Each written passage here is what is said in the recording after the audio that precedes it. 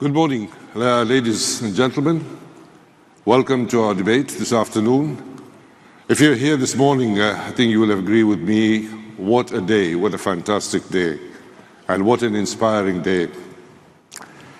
This morning's announcements by the Sheikh Mozzab bint Nasser and the strategic partners, I think, has given us huge hope for the future. Gordon Brown said that you cannot survive for even a second without hope, and that teacher plus child equals hope. He also said that money should not be a barrier to the spread of education, but unfortunately it is. And our panel today will focus on innovative ways to overcome this very, very serious hurdle. So without further ado, I promise you an excellent panel. I would like to invite our speakers to come and join me on the stage, please.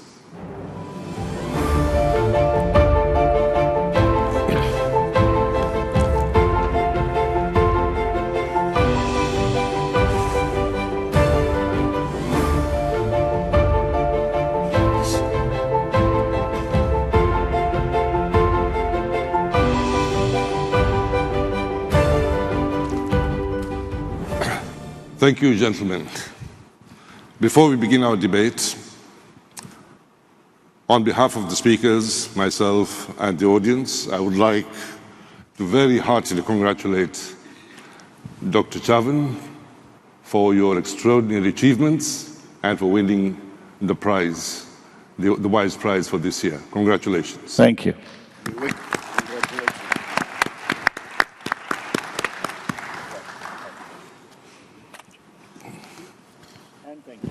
I will now request the other speakers to introduce themselves briefly to you, starting with Dr. Abu Hazal. My biography is in the speaker's book of biographies, and I don't need to add to that except the UN-related responsibilities that I had. I served as the co-chair of the ICT, United Nations ICT Task Force.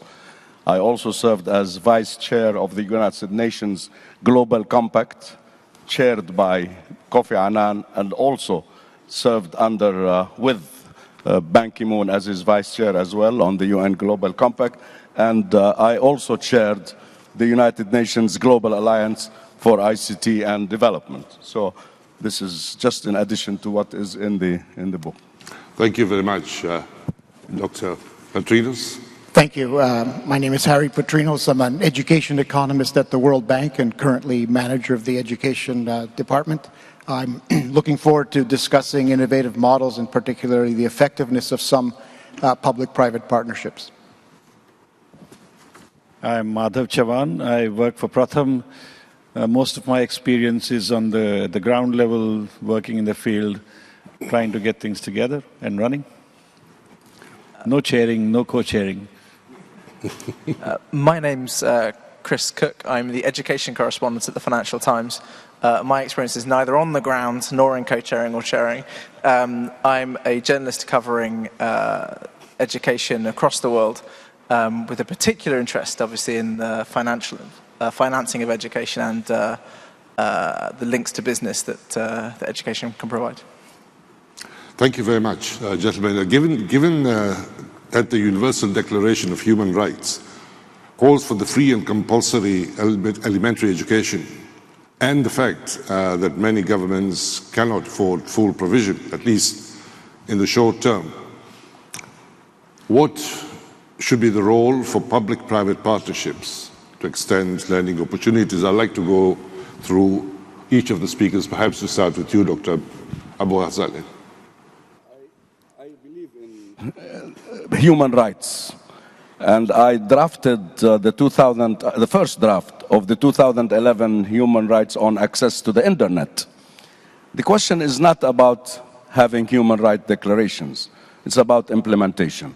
And as we see from because as I said, I served on UN Development, Global Alliance for Development and ICT, we are far from achieving any of the goals of any of the Millennium targets, in, also as far as many other goals are.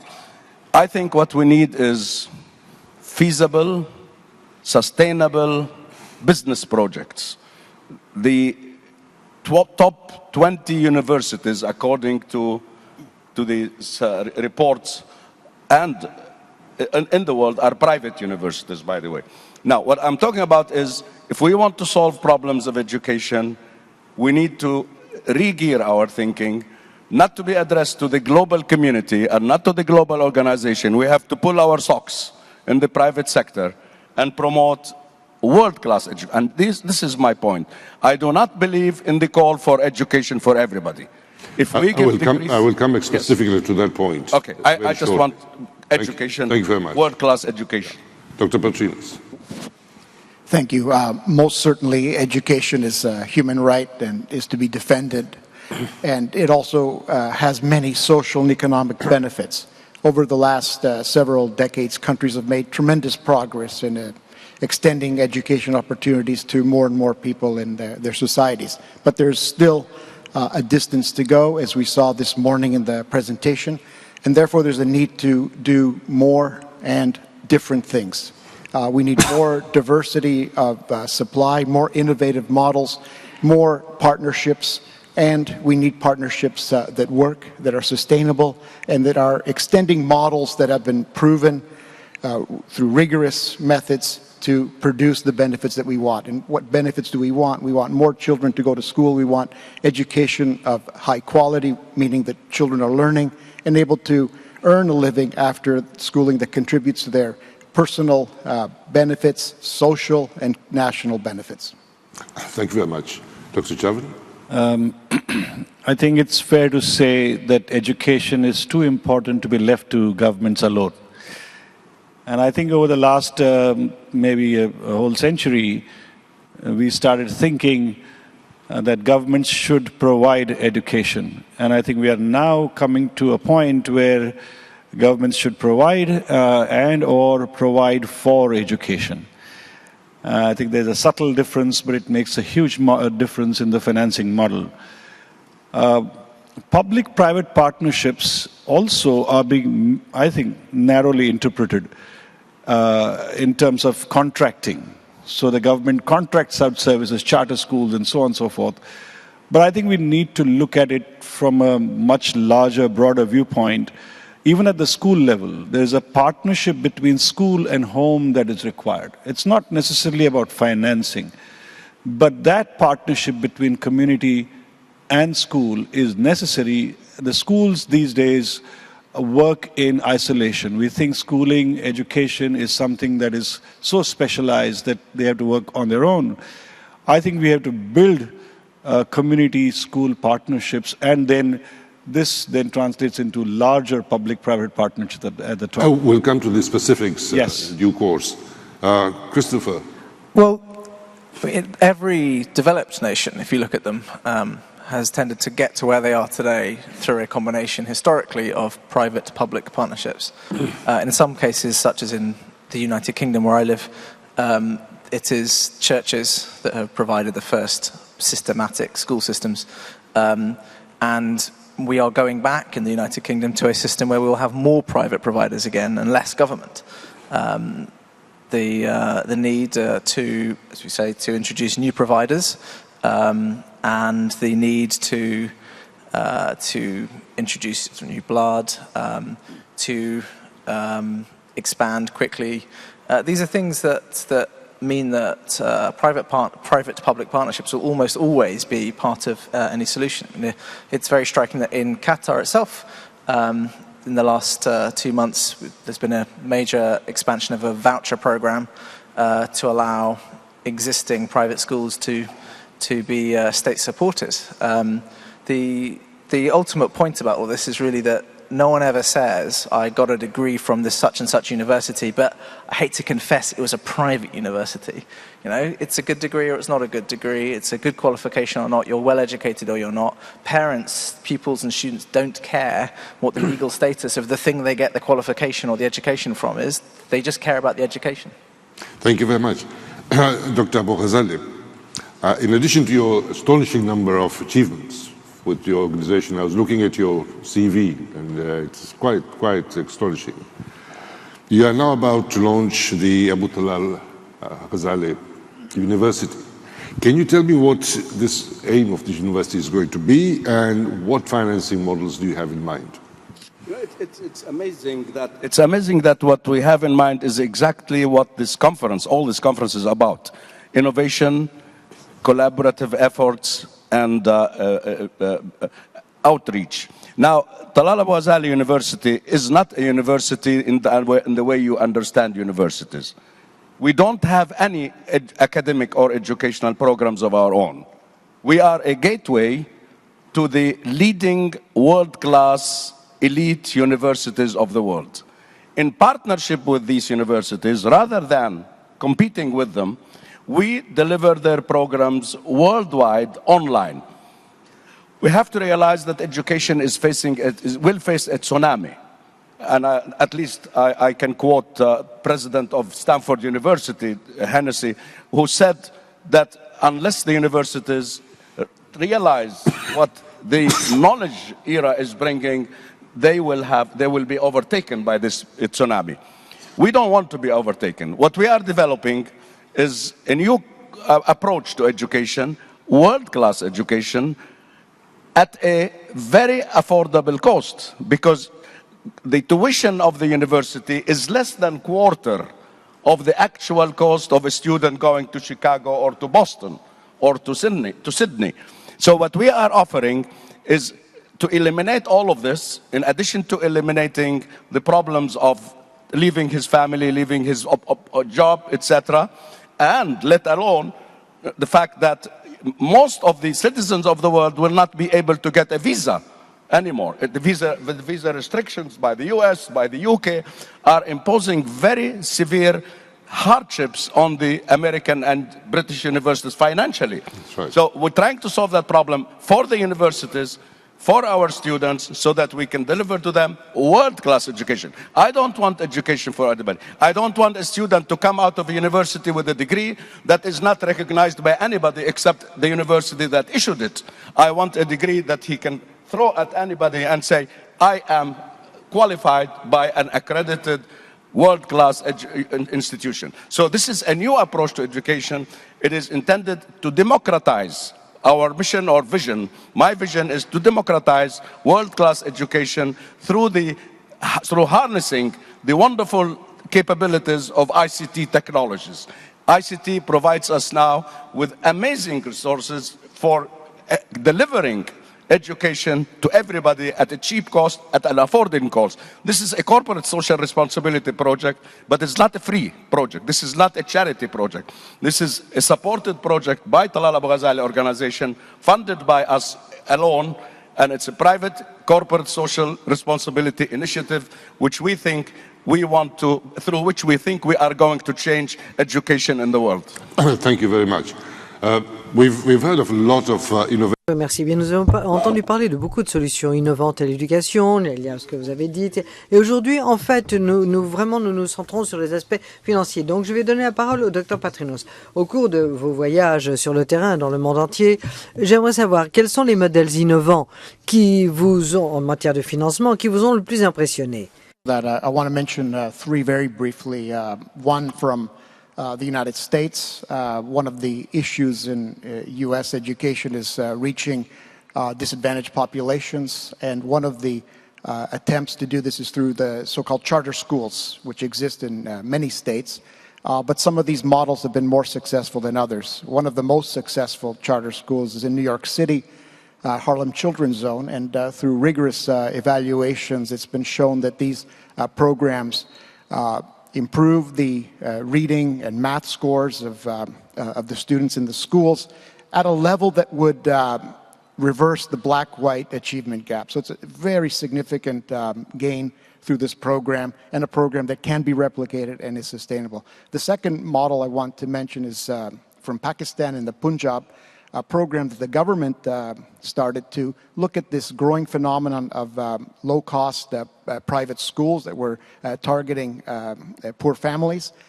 These schools are given support to improve and if they continue to improve, get more resources, and they can expand and educate more children. And the program has been proven successful, again, through rigorous impact evaluations.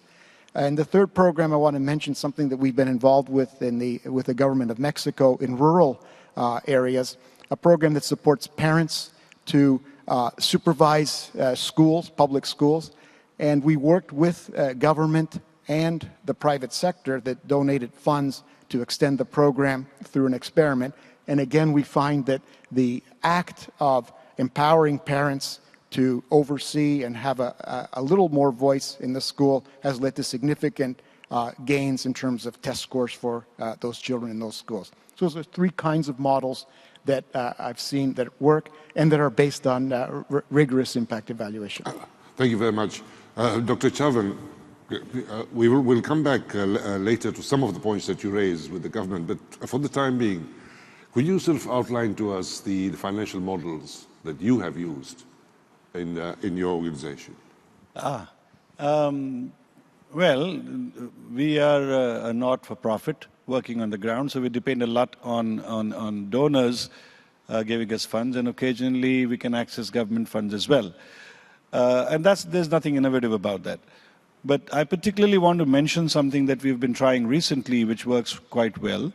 And we've started with a secondary school education sector. In a country like India, and I suppose a larger developing world, we find that the countries are really countries of dropouts because not many kids go past secondary education. And so we've started a program which we call Education for Education. We offer free secondary schooling help to young women who have dropped out. So these are 18-plus women. And we say that we will help you complete your secondary schooling over a period of 1 year so you can appear for a government certification examination. The only condition is that you have to repay your debt by teaching 20 children, 25 children in your own village. And I think they are very excited about that. It gives them a sense of pride that I'm not just getting it free.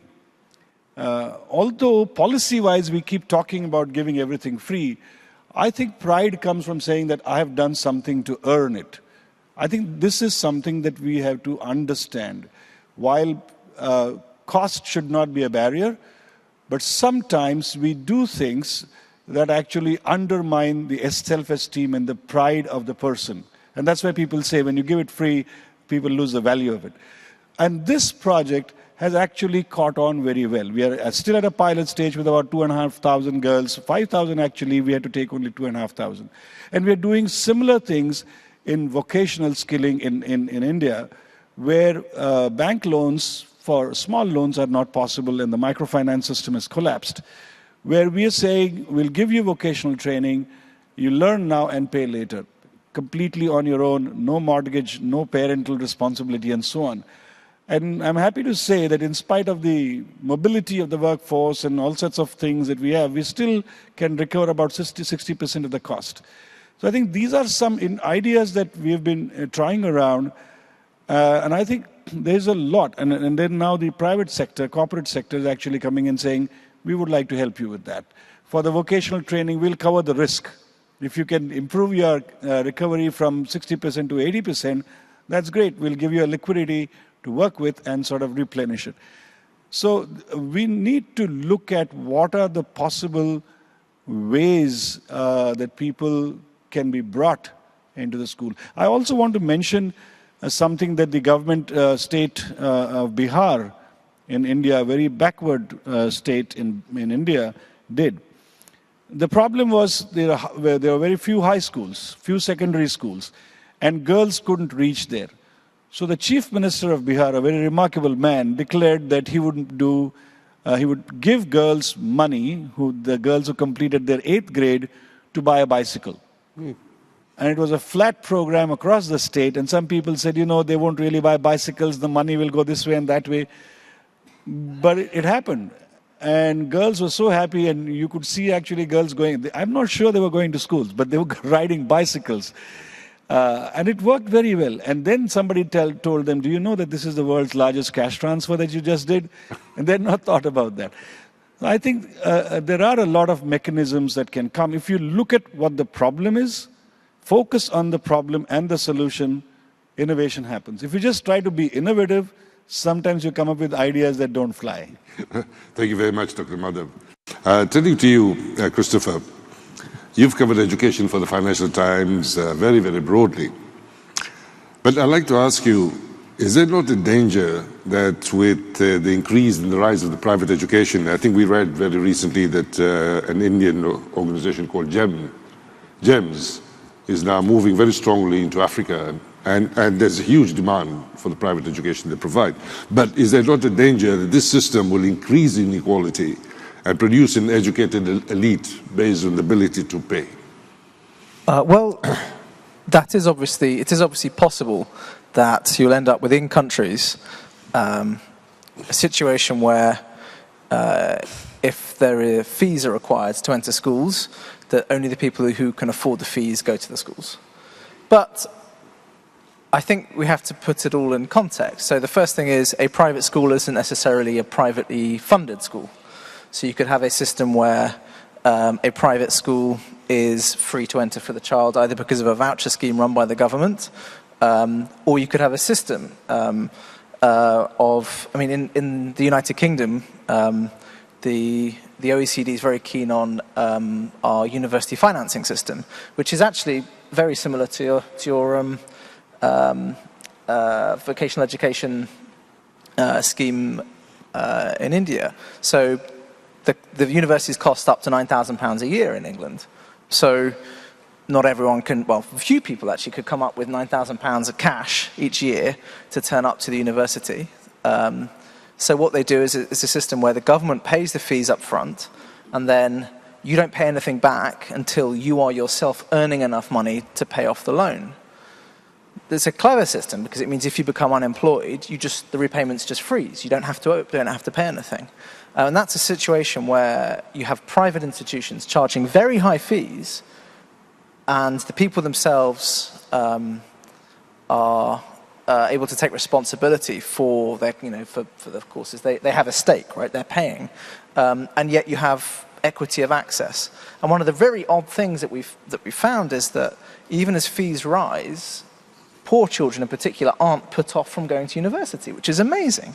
So we have a situation where we've managed to combine responsibility for the quality of the course on the student, right? The student knows, I'm paying £9,000 for this.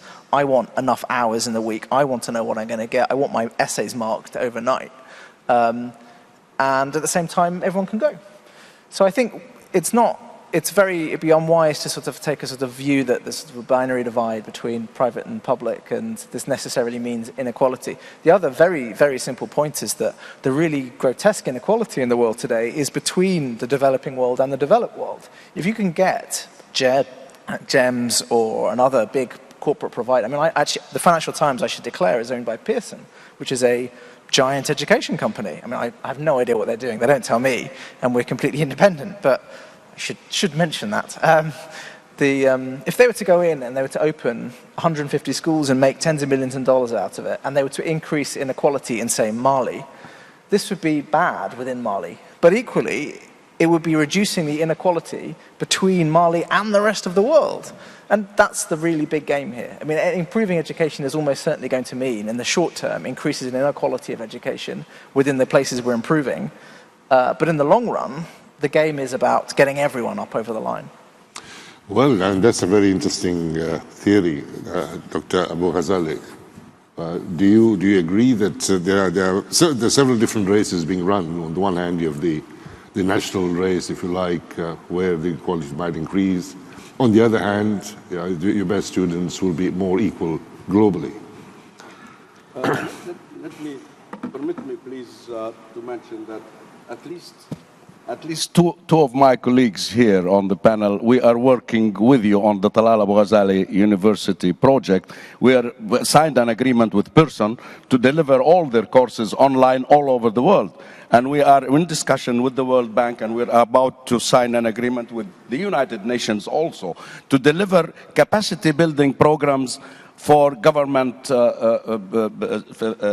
employees, for staff in government. So what we're doing is We believe in proliferating excellent programs for everybody's use. Now, I don't know if this is the time to talk about private versus public, if that is part of the question. I have a report here which is produced by US News and World Report, which says the top 20 universities in the US are private. The Forbes magazine says 90% of the top 100 universities are private. No, there is nothing wrong with private. And then when we talk about whether private making education commercial or profit-oriented is wrong, all the best universities are, most of them at least, by far most. And I serve today on the panel of experts of the World Trade Organization. The World Trade Organization formed a panel to look at how to shape the future of trade. And part of my mission is to talk about how education can promote trade and how to promote trade in education services. Because WTO looks at education as a trade. It's called trade in educational services because it's a service for which you pay price. And I'm concentrating in my report, which I will be submitting to the ministerial meeting of the World Trade Organization, on how education can play a major role in promoting trade, and not just trade for the sake of trade, not just for the sake of knowledge. And as a businessman, I always want to look at the bottom line. Every educator looks at education. Great, we must be educated. Educated for what? I want education for development. I want education for better citizenship. I want education for better economies, benefits for the citizen. So my focus is on how education can make the life of the individual better. Thank you very much. But before we get to your level of education, which we agree with totally, we still have the problem of elementary education. So I'm going to turn now to Dr. Petrinos. I think you will agree with me that with the rise of private schools, huge numbers of, the quality sometimes is very, very dubious. And some institutions quite clearly set up on a business model. The aim is profit. What can you do about it? Is it possible to do anything about it to make sure that the quality is at least acceptable?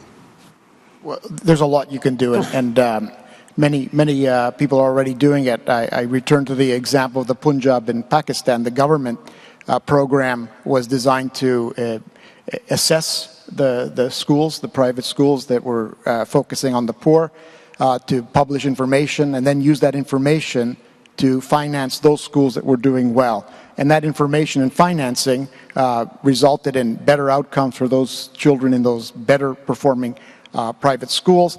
And those schools expanded while the poor schools decreased in size and eventually left the market, meaning that the remaining good private schools took that share. What we do in terms of trying to assess these questions, important questions about quality and especially equity, we have a 4-point program for assessing the policies towards the private sector in education. And these 4 points include competition. One element of having a diverse supply is that you create a competitive environment which should result in better outcomes for everyone. The second item is autonomy. If you want to give the providers the chance to improve outcomes, they need to be able to make decisions about how to use their resources and their pedagogical models. Third, we believe in the policies about information. So does the public, do parents know how the schools are performing and what they can do about it? And this includes the question of equity. So to us, a private school that contributes to social goals is a school that has open access. It's not a selective school, especially if it receives public funding. And the fourth element is the accountability system. And this is probably the most important function of governments at the basic education level, is providing for society a guarantee about the quality of schools and taking action when those levels, those standards are not achieved. And part of that could be information simply, and could work in a system of choice. It could also be to take action in terms of reducing funding if that's available to those private schools. So I think it's an important question, but there are tools available and tools that are that have teeth that can actually change the education landscape. Thank you very much. I just would like very, very briefly, Christopher, if you would allude a little bit to the grading of schools that you have places like the UK. Yeah, the better performing schools. Oh, I see, right. And the lower performing schools and so on. So, performance graphs. Sure. Do you think they serve any purpose? Purpose at all? So there is a. So in the United Kingdom, as in increasing numbers of countries, the government insists on publishing data about every single school. So when you're looking for a local school, you can see who is best for, according to various criteria. The real thing we find is that there is enormous variability. So we're talking before about inequality. The inequality between schools, even in very accomplished countries, is enormous. The difficulty really is the choice of criteria, which end up shaping everything the school does. So we have these problems in the US and in the UK with what's referred to as high-stakes testing, which is to say that when you rank a school on one specific measure, the school becomes obsessive about the measure, and then you introduce a sort of second measure, and they will switch and care only about that one thing. So in England, to give you an example, schools are ranked on how many of their children get grades C or above on certain tests. So they have to get an A, a B, or a C to qualify for certain things. If they get a D, the child gets a D, the school drops in the league table. And so if you look at the amount of time that schools spend, they're obsessed with getting children from D to C. And they spend their whole time just focusing on this very little band. And that's a very pernicious effect. If you choose the measures badly for ranking the schools, you can have enormous problems. But the schools do respond, is the good news. If you can choose the right measure, the schools will get better, and parents care about it. Thank you very much, Christopher. But coming back to you, Dr. Madhav, this morning we heard that the Indian government has decided on universal education. But you also mentioned that there's been a test case recently between the government and private educators. So do you see a conflict of interest as inevitable? I don't think it was a conflict of interest. This is the whole issue about equity. In India, in many parts, private schools, elite schools are increasing, and people are trying to create exclusive schools for themselves. And although in theory, in India, you cannot have a not-for-profit education institution, everybody is making profit. And there are loopholes in the law, big, gaping loopholes nobody wants to close. The Right to Education Act, one of the clauses which got everybody's attention at the top of the society, said that every private school, whether, if it's, even if it's not aided by the government, must enroll a minimum of 25% of its kids from grade 1 onwards, incrementally every year, from the economically weaker sections in its neighborhood. And this created a lot of issues. The financing problem was that if I'm charging $10,000 for the whole year for some of the kids, then how much is the government going to pay? And the government said, we will pay you on a per child basis what we spend on an average in the state. And everything else you have to figure out. And so there was an issue that means that we'll have to charge the parents extra money to support these 25%. There was one issue. But the real underlying issue was, should my kids sit with these kids? I think that's where it was, the integration issue. And the government said, originally the government said the whole thing is about integration. But in the court they said, you know, we don't have enough money, and so we would like the private sector to share the burden. The Supreme Court, in a divided opinion, actually ruled that this was constitutionally valid, and so it's beginning to happen. But I think the question is not settled as yet, whether you can force. And the interesting part is what this is saying, on the other hand, is these private schools, because it's not about elite private schools only. There could be poorer private schools, and they would also have to take 25% students. So the interesting thing is the government is actually saying, go to the private schools, instead of focusing more on improving government schools. And I think this is still going to be in a flux. It's an interesting situation, to say the least. We are unfortunately rapidly running out of time for this session. Then we'll have questions from the floor. But very quickly, Gordon Brown last year talked about the Global Partnership for Education along the lines of the Global Partnership for Health. Now, if you would, each of you, tell us, do you think this is possible? Can it work? Or are we getting far too many international partnerships because we had another partnership and so on? Are these partnerships going to get each other's way? So perhaps we'll start with you, Christopher, fairly briefly. I don't think there's a problem with having lots of different partnerships. I don't think that's the issue at all. The problem is whether, fundamentally, if you have a government that wants to get on and do stuff and wants to exploit aid from the World Bank and other funders to improve its education system, you don't really need a partnership. The problem is where you have a government that is, for whatever reason, resistant to outside help or is fairly indifferent. Is it really going to put itself out there or change its mind because of this partnership? And so the problem that Her Highness's initiative is going to run into, I suspect, is the entrenched local interests and how you get beyond. I mean, can you imagine in your own countries whether this partnership is going to have the political weight to force your government to do something it doesn't want to do? That's the real challenge. Thank you. Dr. Madhav? Well, like in every international affair, this is a matter of diplomacy. It's a question of how do you convince people? Because I think, by and large, every country has signed the declaration and they're saying we're going to do it.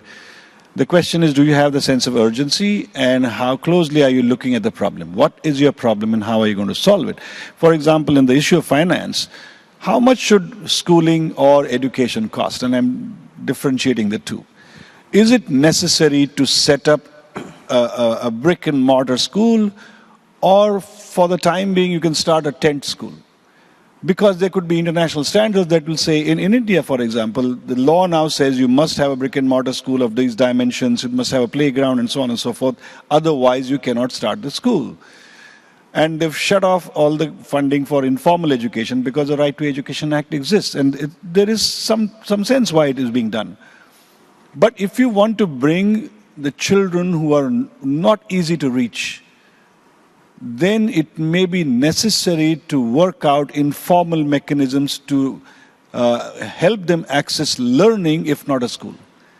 We assume that if you give a school, they will be learning. And I think it's proven wrong, world over. You need to do much more.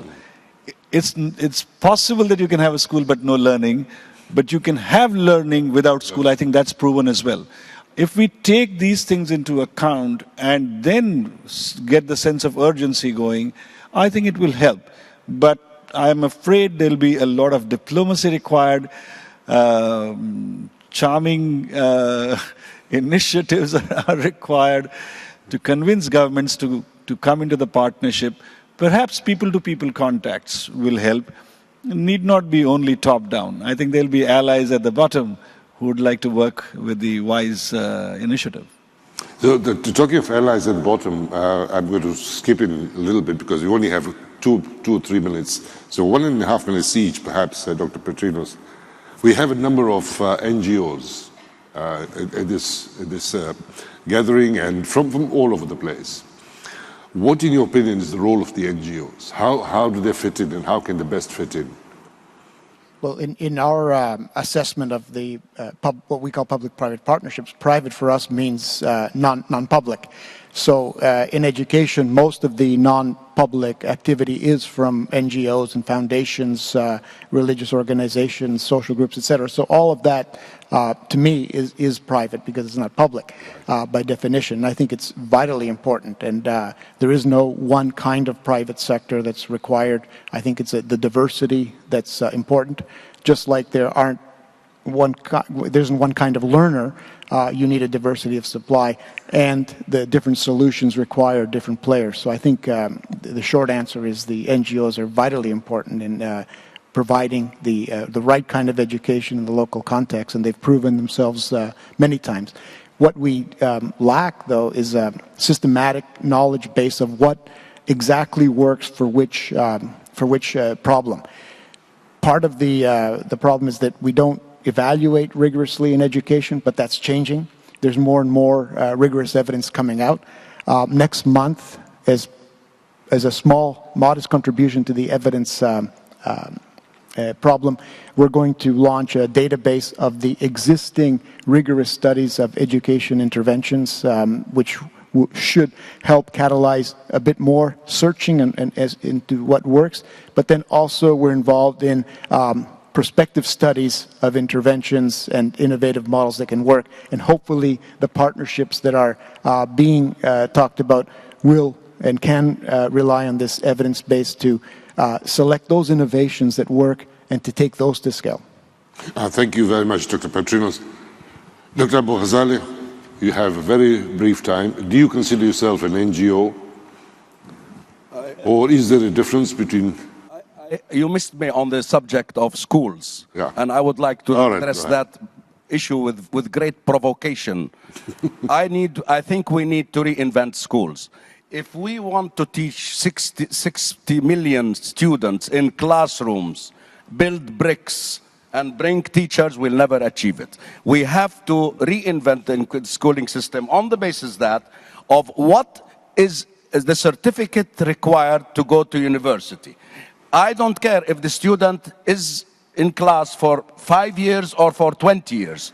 I want passing certificates that qualify him to go to university.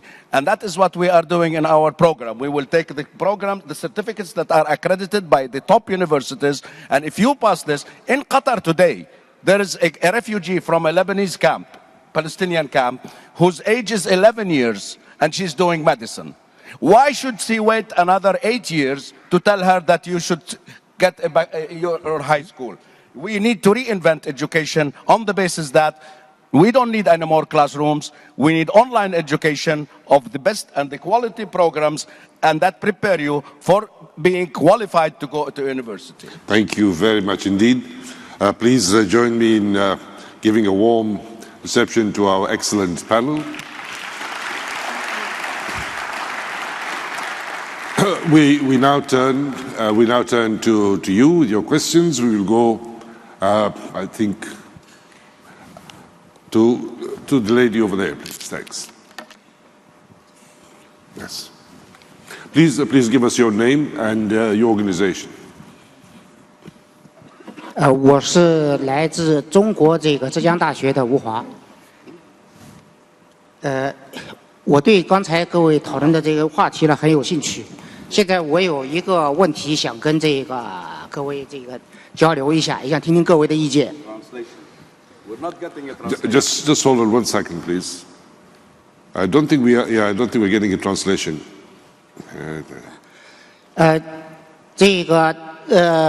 刚才各位讲的这个公司合作伙伴关系呢，在中国的话有广泛的实践。最近中国的话呢，在近10年当中已经全面普及了9年义务教育。在这个当中呢，就是各位讲的这个私立教育，在中国教。In the last few years, we have launched mandatory education, and the private sector has played a key role in China, and has provided 10% of secondary education and 20% of university education.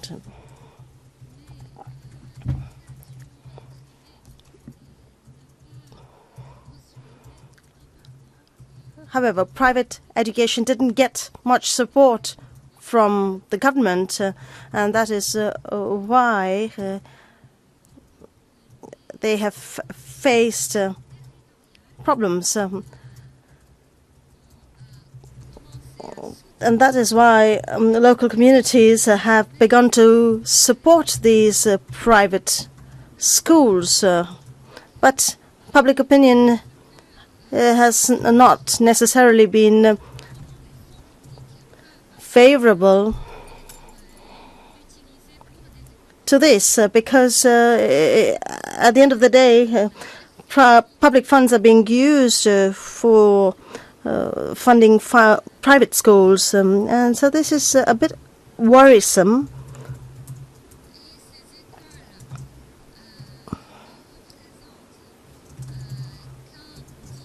Now, these schools represent only a tenth of all schools. And if these schools don't get enough funds, if they don't get enough aid, their future will be compromised. So what are your proposals? What are your suggestions to help private sector funding? Give that a shot. So for those without earphones, the core of the question was about whether the politics, effectively, of having for-profit providers meant that for-profit and private institutions were going to inevitably suffer because they wouldn't have the support of the government in particular. That is a very particular problem. There are lots of areas where there's, I don't think prejudice is quite the right word, but it's in that's the right sort of word, about for-profit providers, and a concern that if you have a very profitable company in particular involved in state education, that indicates that they're doing not as well as they could do. The central thing that for-profit providers must do to continue to be able to win public confidence is to demonstrate that they frankly just get better results. So the improvement in efficiency and the improvement in techniques and the innovation that they provide outweighs the cost of the size of the profit. So if they make 5% profit, you know what, they have to be at least 5% better, pound for pound, dollar for dollar, than their competitors. I think that's really the only way through this, because there is an intuitive sort of revulsion about for-profit providers. Dr. Madhav? I actually didn't understand the full question. And this is probably particularly true in the Chinese context, where I heard the word party structure being mentioned. So the relationship between party, government, and the for-profit or private sector is something that will define all this. Because if I'm not mistaken, the Chinese system is such that the central government doesn't necessarily provide for the provincial education either. So in different countries it's different. But I think the key point that I would mention, and I'm not sure it's relevant to the particular question, is that if there is a private initiative, and which need not be for profit, I think we need to make a distinction that there are educationists who do not have access to capital. Such private initiatives should be encouraged.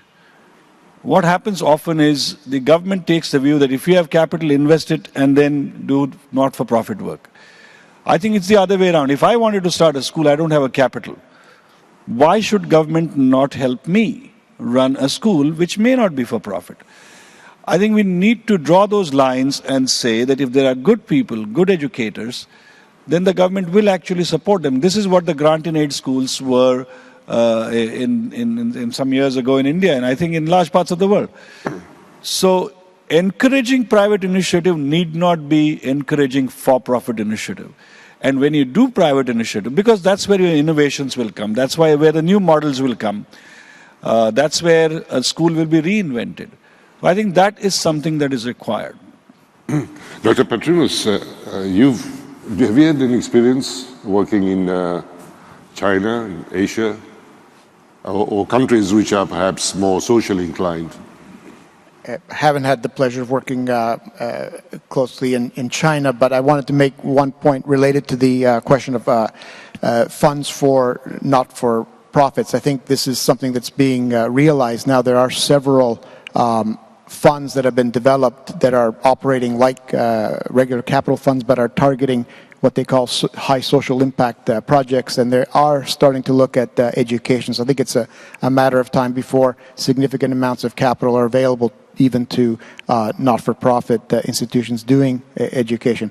But on the for-profit, not-for-profit question, I think the evidence suggests that it really makes no difference in terms of outcomes. It depends on what the institutions are trying to do. In some cases, access to capital is very important, so for-profit institutions can access that easier.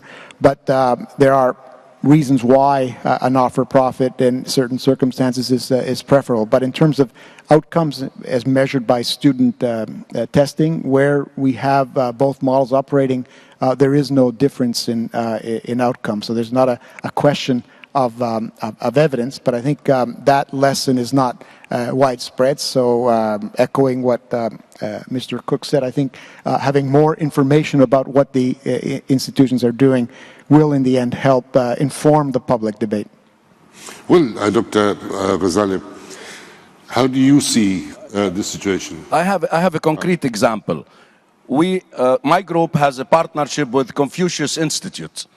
Confucius Institute is a very government organization, and it's working beautifully as a partnership between Confucius and the Talal Abu Ghazali organization to teach Chinese language and Chinese culture all over the world. And we are working now on providing this program online for all over the world. And I think, and this is, incidentally, is one of the programs our university also is not just for academic and is not just for school, but also for capacity building in government, also for languages and for vocational training.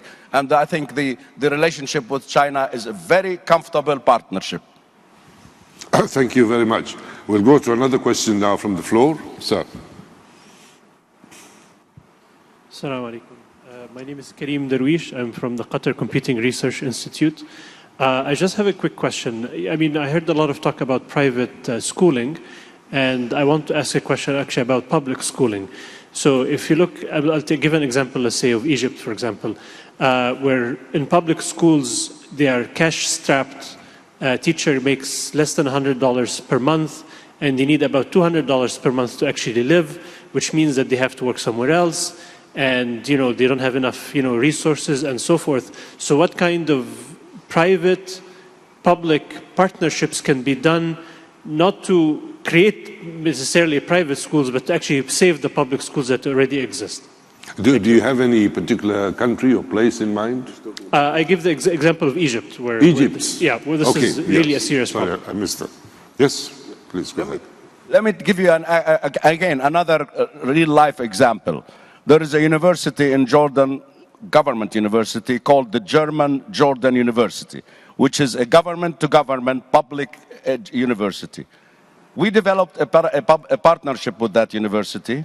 We took over the entire management of the business school of that university, my group, a private organization, and we run it. We save the governmental organization the problems of cost and financing.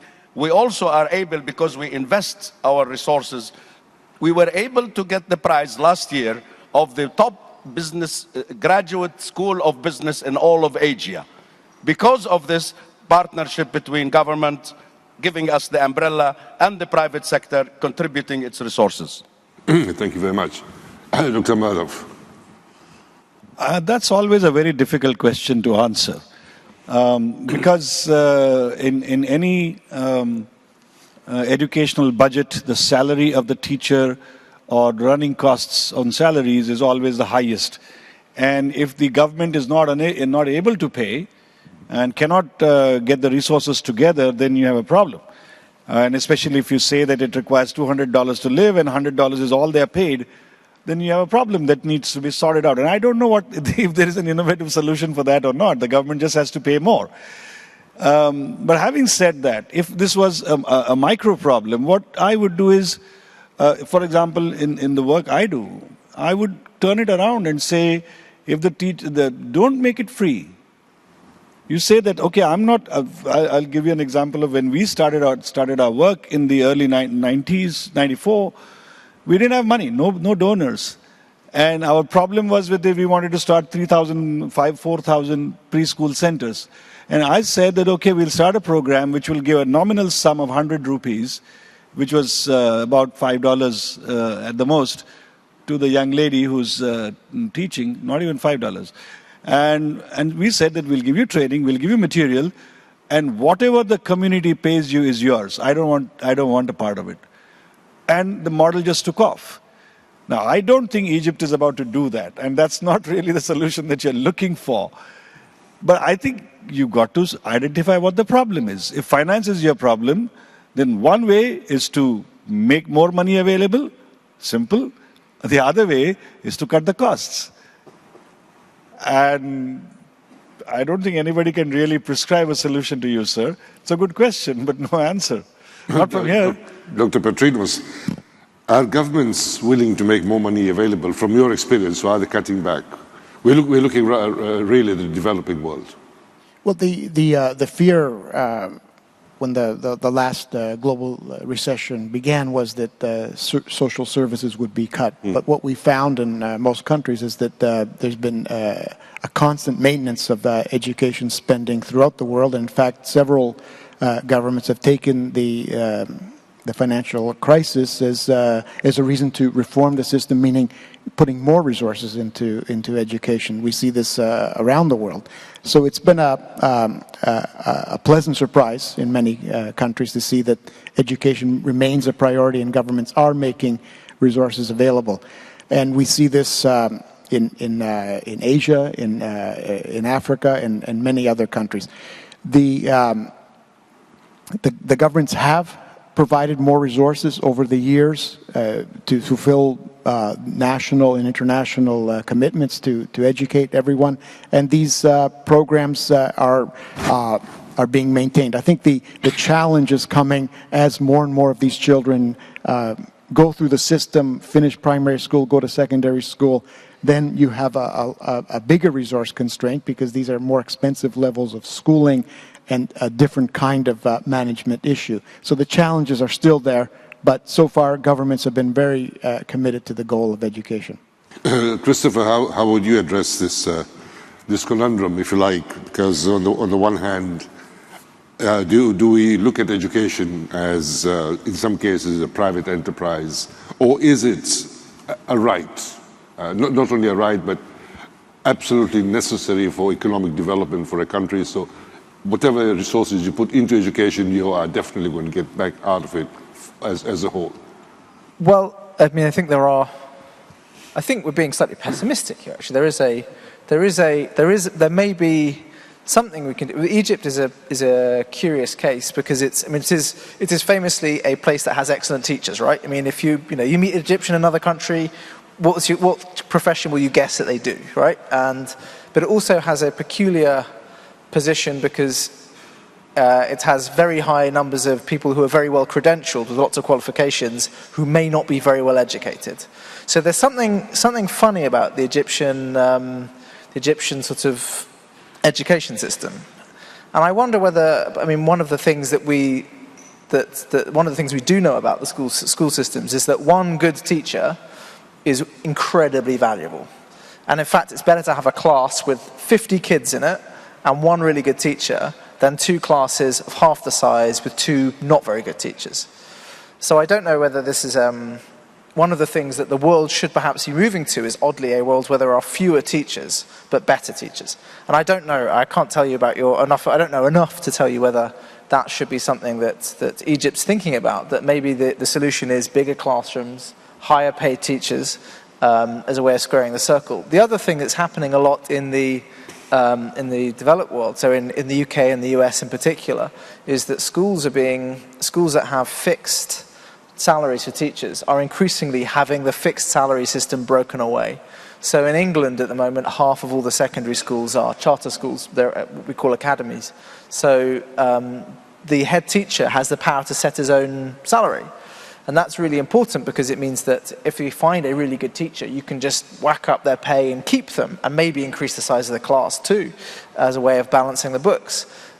So, I mean, there is financial innovation sort of capacity in the school system if you're willing to change the way that the school works overall. And that might mean technology, that might mean using new teaching aids, and that, so you can increase, so that teachers can be more productive and take on bigger classes. Thank you, Christopher. We have a number of hands up, and not very much time. So I would suggest, and I hope the producer doesn't kill me for this, that we take 2 questions and then 2 more questions, and then we try and answer those questions as much as we can. So shall we go here first, please? Thank you. I'd like to thank the panel for sharing their thinking with us this morning. My name is Michael DaCosta-Babb. I work with a startup called schools.com, that's 5 O's, social networking software. I have some issues about the nature of education in the future. Urbanism is growing. There's a buzzword, smart cities, okay? So my question is, how smart can education be? Thank you very much. I think that's an excellent question. Yeah. How smart can education be? I'm sorry to cut you off, it's okay. But I need to go to another. I'll take a question there, number 2, please. Good morning. Andrew Short, representing one of these revolting for-profit organisations described this morning, GEMS Education to be precise, a branch called Education Solutions. One of the things that I'd like to comment on is there needs to be a philosophical and perhaps pedagogical shift in our thinking away from education is a right, but education as a free right.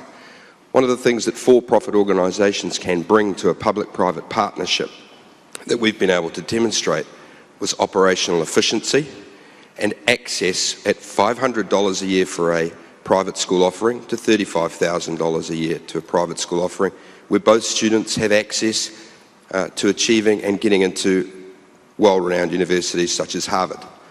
I guess the key question that I have, in support of my Egyptian colleague over in the corner, in terms of its quality teaching, whether it's free or paid. When you receive something for free, often you take it for granted. And what we're finding with our interactions as a private organisation that has a long quality track record, when we are engaging with governments, is their free provision to their communities is not well managed. There is wastage, there is bureaucracy, and it doesn't increase the levels of the students' achievements that they want. By engaging with a private for-profit organisation that is driven by making a profit which it then chooses to reinvest, whether it's through its philanthropic organisation or equity funding and growing, those operational efficiencies provide the results. So I want to hear the panel's thoughts on governments engaging more with for-profit organisations with quality track records, fund them directly through that voucher system, albeit directly giving them the money that they would provide to students in their communities to build brick and mortar or innovative online solutions to raise the standards. Oh, thank you very much. But before you answer, we've got two questions so far, very, very different. We'll go to the back of the hall, please. Can you keep your questions brief so that we have time to answer it? I am Dr. Amjad Ali from Pakistan, Professor of Education at university. The role of private sector, there is no second opinion that private sector is playing a very effective role in the development and promotion of school education and higher education. But what I have seen that in low income and lower middle income countries, the private sector is contributing to the gender gap. Parents, they prefer to send female students to the public sector institutions while their male children to the private sector. Is there any solution for this problem? The question number one. Question number two, that how can ICTs be used in an innovative ways to reduce the expenditure and to find the new resources for higher education. Thank you. Thank you very much. We're coming to the final question here, please. Thank you. Thank you. My name is Jean-Paul Mbuyamba, and I'm from the Democratic Republic of the Congo, the DRC. And I don't really have a question. It's more a contribution or a comment to what the panelists have been talking this morning. Can I ask you to make it very short? Sure, so I'll give make the panel it a less chance than a to minute. respond. Thank you. Thank you. As you all know, we are in a very fragile state and a post-conflict country. And among the many challenges that we had after the war was to increase the quality of education. And to that, we have to deliver more than 6 million textbooks to our kids.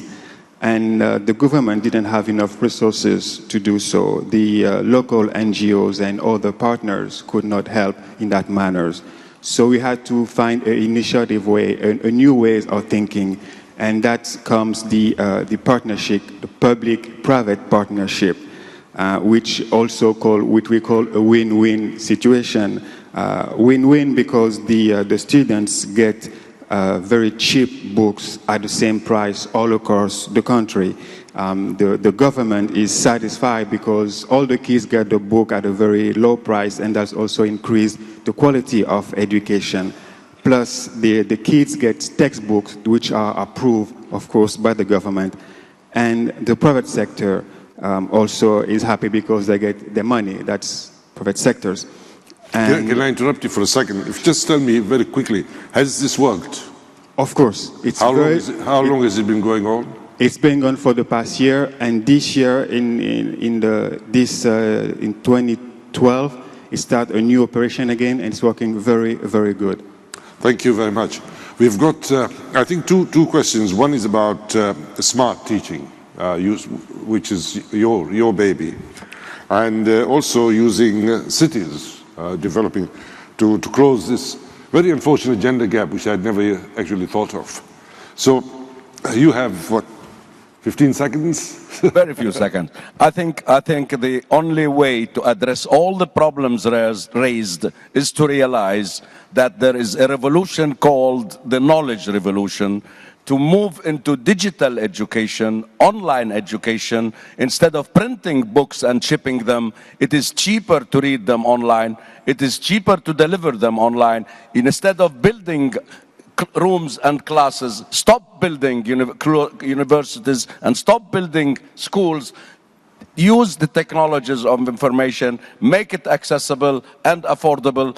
You take it from the end and you solve the problem, because if you look at the children under 10, I don't see any of them reading a book or reading a newspaper. They are always on the net and they are always online. Thank you, sir. Thank you, Dr. Abu Ghazali. You have the first word, you have the last word. And that brings us to the end of this debate. And I will ask you once again, join. I'm very sorry if we could not take your questions. I know that many of you are very keen to ask questions, but please. We'll talk to her privately. Exactly. We'll talk to you in private. They will talk to you in private. So thank you very much. And now I will ask you to please give a warm thank you to our panel. And on behalf of the panel, I want to thank our moderator for an excellent job. He has done a job better than any of us. Oh, thank you very much.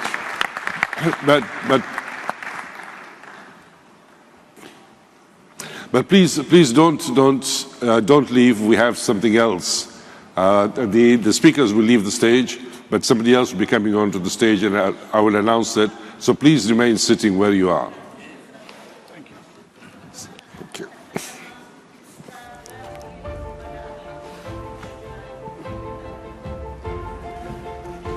Shukran. Thank you very much.